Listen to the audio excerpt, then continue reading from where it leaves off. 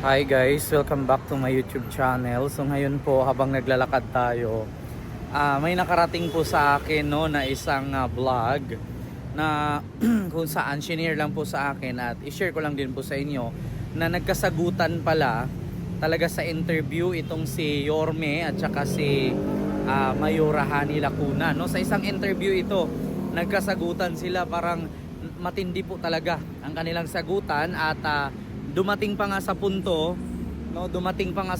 na parang naasar na itong si Mayora Hani Lacuna no. Dumating pa sa punto na parang uy naka-stop. Dumating pa sa punto na parang naasar nga itong si Mayora, kaya yun ang nangyari no. Meron ako ipapanood sa inyo na isang video na kung saan in-interview si Yorme kung bakit nga ba siya bumalik no, or gustong bumalik pagka mayor. And then meron din pong interview na kung bakit si Mayora ay ayaw pumayag na tumakbo si Yorme mayor muli.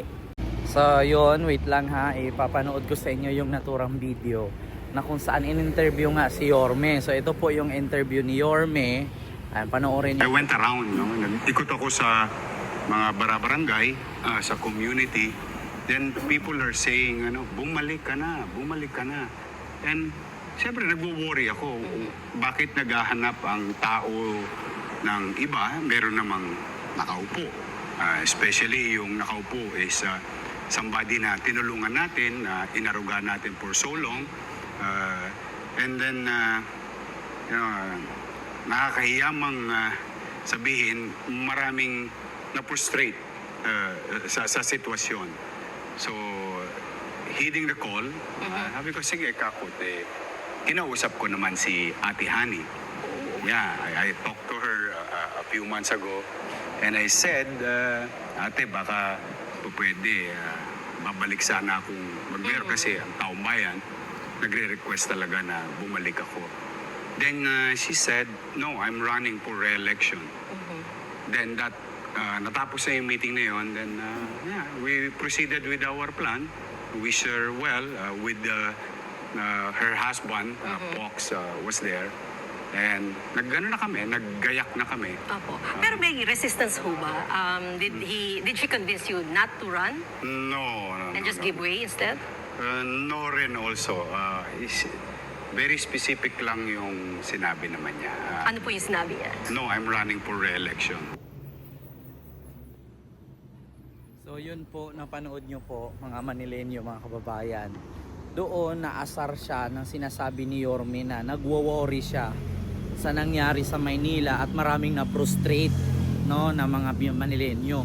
So ito po yung sagot ni Hani, panoorin nyo po.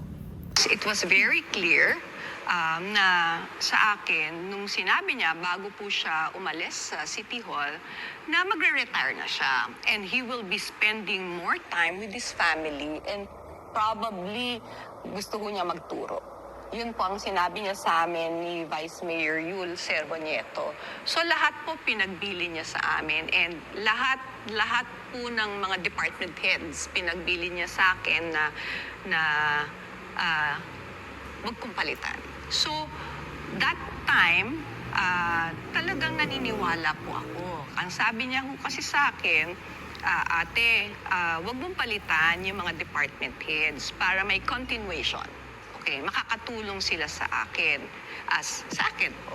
So, ako naman po, naniniwala ako sa kanya na ganun po ang mangyayari. Pero parang napapansin ko po, habang yun na nga, papalapit na po itong 2024, parang nag-iiba na ho yata yung galaw ng mga department heads namin. In fact, Would you say because their loyalty is still to former Mayor Isko?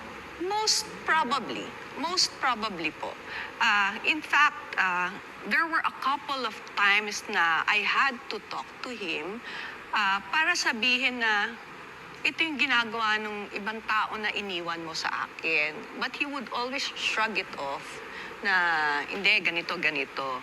Tapos, ang pinapansinan niya yung mga kasama ko na tumutulong naman sa akin. He was always finding fault na. Do you think or did you suspect that he was talking to some of the department heads Oh, behind her back. definitely. Oh, definitely. Oo po. Nakikipag-usap po siya sa mga department heads namin. And lalo na yung mga very close po sa kanya. Kaya nga po, ang feeling ko, during the latter part, parang may mga hints na nasasabotahin na yata ako. Kasi, halimbawa po, magbibigay ako ng example. Yung iniwan po niyang head ng traffic bureau namin, at saka yung iniwan po niyang garbage contractor po namin are all his friends. Okay? So, parang paano nila dati nagagawa nila ito ng maayos? Tapos all of a sudden, yun yung napapansin na mali daw sa ginagawa ko. These are the same people who were working for you. And these were the same people na iniwan mo sa akin na pagkatiwalaan ko. And these are the same people na very close sa'yo. Ibig sabihin, overnight, during my administration, umangit yung serbisyo nila. Eh, lahat naman po ng binabato sa akin na mga issues ngayon are all issues under the departments nung mga taong iniwan niya sa akin. So yun na nga po nangyari. Oo, yun na nga ang nangyari. Parang sinisi pa ngayon ni Mayura si Yorme na dahil daw kay Yorme pumangit ang administrasyon niya kasi lahat daw po na iniwan ni Yorme ay mga tauhan daw po ni lahat daw nang iniiwan ni Yorme kay Mayora Hani, mga tauhan daw ni Isko. So yung mga tauhan daw ni Isko pangit gumalaw. Oo, hindi daw nagtrabaho ng ayos. So yun po ang sinisi ngayon at galit na galit nga itong si Mayura kasi may sinabi siya dito. Wait, ito. Ayan, panoorin nyo ha. Yan sinabi ni Mayura dyan. Oo. Wait lang.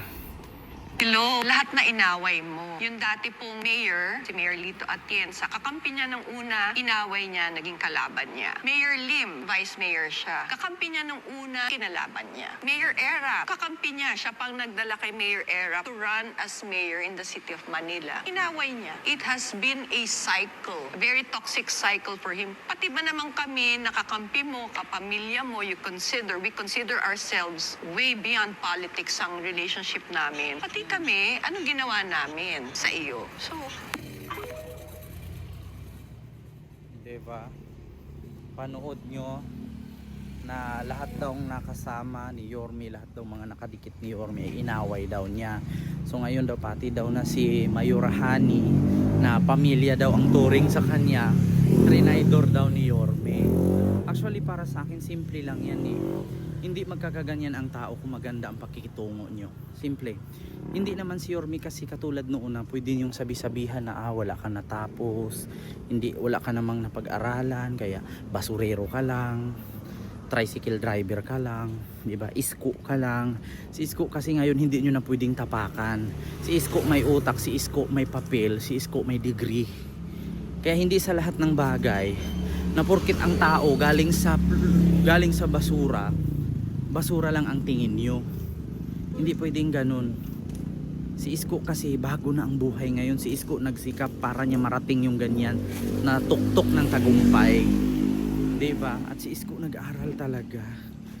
Diba? May degree na si Yorme. So hindi katulad noon na pwede siyang diktahan. Ngayon si Yorme may sariling isip, may sariling desisyon. Kung ano man yung narating ng mga mayor noon, nagiging ati-ati kuya-kuya niya, naging mayor na din siya. Diba? Noon, pwede pa siyang magpapabatok, pwede pa siyang magpapaapak. Pero sa ngayon hindi na pwede kasi ang nangyari is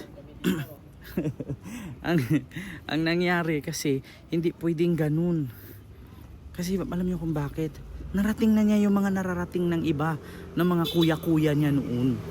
Diba? Siyempre nagbabago ang buhay kasi with may up, may down. Ganun yun, diba? So yun lang, maraming salamat. God bless, God first, and bye-bye.